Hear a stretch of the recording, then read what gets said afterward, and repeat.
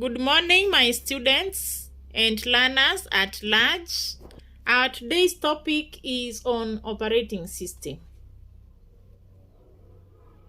We begin with definition of operating system. It is a set of programs that is used to manage the basic hardware resources of a computer. In short, the operating system is used to control the execution of the user applications and enables the users to access the hardware and software resources.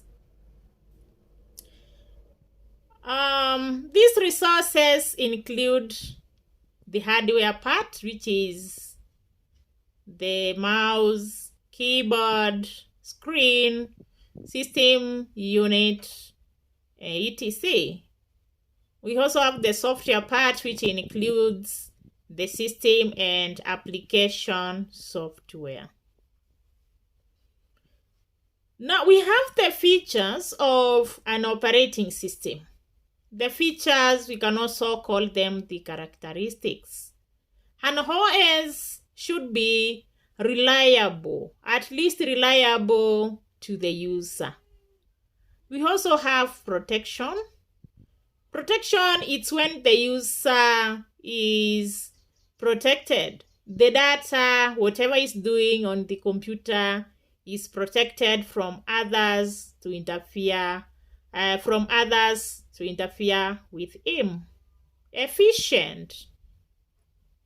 An OS is usually a complex program at large. Then the users are supposed to efficiently use the operating system to manage the hardware resources. Convenient. An OS or operating system should be flexible and convenient for use. Classification of operating system. An operating system can be classified according to 3 categories. And we have the first one, according to the number of tasks that system can be able to perform concurrently. Under that, we have 2 types of operating system: single tasking and multitasking. We start with single tasking operating system. This is an operating system that allows only one task to be performed at a single time. Multitasking. This is a type of operating system which allows several tasks, several jobs to be processed concurrently within the computer. The second category is the number of users the system can support at the same time. Under this category, we have 2 types. One is single user operating system. 2 is multi-user operating system. Single user operating system. This is an operating system that allows only one user to use that system at a time. Multi-user operating system. This is a type of operating system that allows multiple users to use that system at the same time. Number 3 category is human-computer interface. This explains how the user and the computer interact. Number 1, under that we have command line. This one allows the user to interact with the computer by use of commands. So if, for example, you want to print, you have to use a print command. You have to type it on the command line. Number 2 is menu-driven interface. In this, the user is provided with a menu, a list of menu whereby he can choose from the menu the command that he wants to use for the tasks to be performed. Number 3 is graphical user interface. With the graphical user interface, the user is provided with several icons, several graphics, whereby he can choose the graphic, he can choose the icon that he wants to use while operating that computer. The next one after classification is examples. We have several examples of operating systems. We have DOS, which stands for Disk Operating System. We have Windows Operating System. Examples of Windows operating systems include Windows 98, Windows 2000, Windows XP, Vista, Windows 2010, Windows 2013, etc. We also have macOS or Macintosh, Unix, Linux, and we also have Android, which is mostly used in smartphones. Functions of operating system. 1. Processor management. It is the work of the operating system to manage the CPU. CPU stands for Central Processing Unit. It manages all the processes that have been sent for processing. The ones that are waiting, the ones that are running, the ones that are through. It is the operating system to manage them. We also have memory allocation and loading of programs.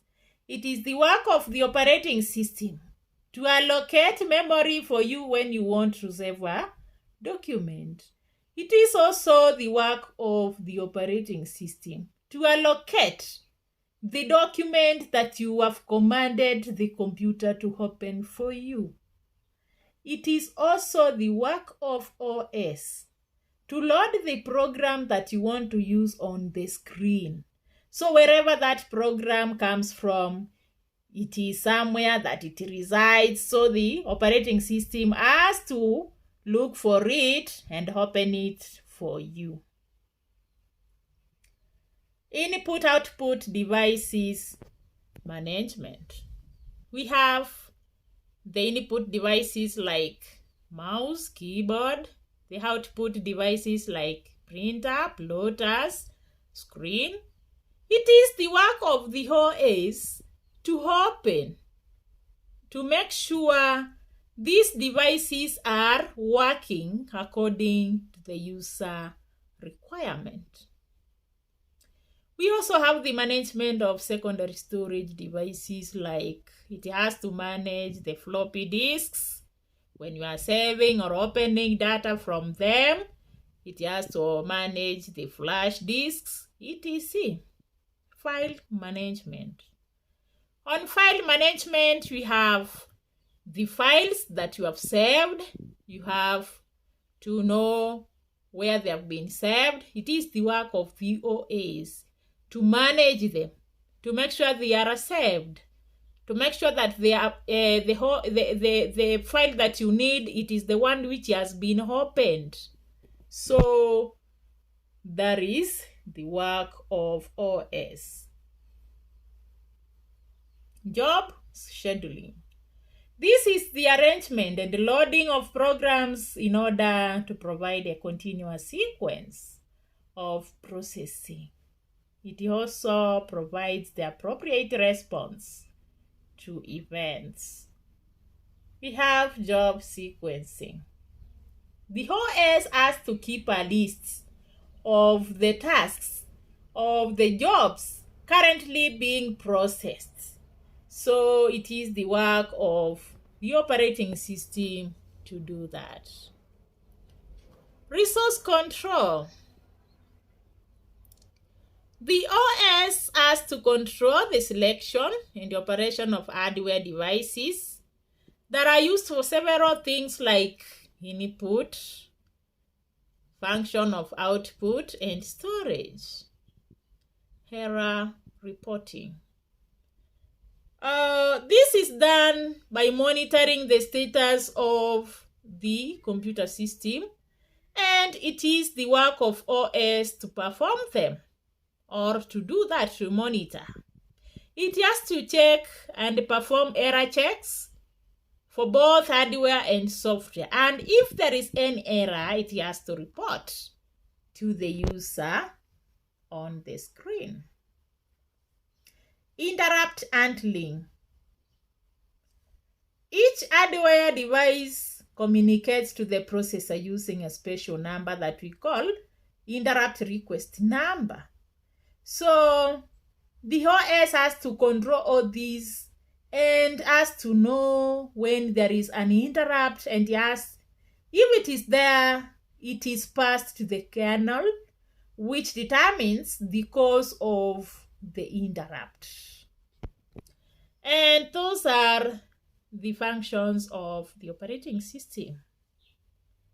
Lastly, we have factors to consider when we are buying or choosing an operating system. One is the hardware configuration of the computer. That is, we have to check on the RAM, memory size, the hard disk capacity to know whether the operating system can fit in that capacity, and also the type of processor. Basic design of the computer. Is it an IBM? Is it Apple computer? So when we know the type of the design of the computer, we are able to know which OS can fit or can be compatible with that. We also have hardware compatibility. This one allows, or it is the one that will now enable the user to know whether the operating system can work well with the hardware part of that computer he has. Then we have the user needs. You have to know the application intended for that computer. You are buying that computer, you are buying that operating system for which needs, user needs. Then we have the availability in the market. Is it something that we have to look for it for a long time? Is it available in our nearest market, and so on? Portability. Is that OS able to be copied and used or installed in other computers? Costs. How expensive is the OS that you are buying? User friendliness. We have to check on the human computer interface type. Is it a command line based like the DOS? Is it menu driven like Windows? Is it graphical user interface? So we have to check on the user friendliness of that OS. Reliability. Is that OS able to run without crashing? You have to check whether it is the one that is hanging from time to time. The one is always, when you open something like application programs, it stays, oh, stop, it has stopped responding. So you have to check on his reliability. I'm grateful to be your teacher. I'm Madam Patricia. Welcome back to another lesson some other day. Karibu sana.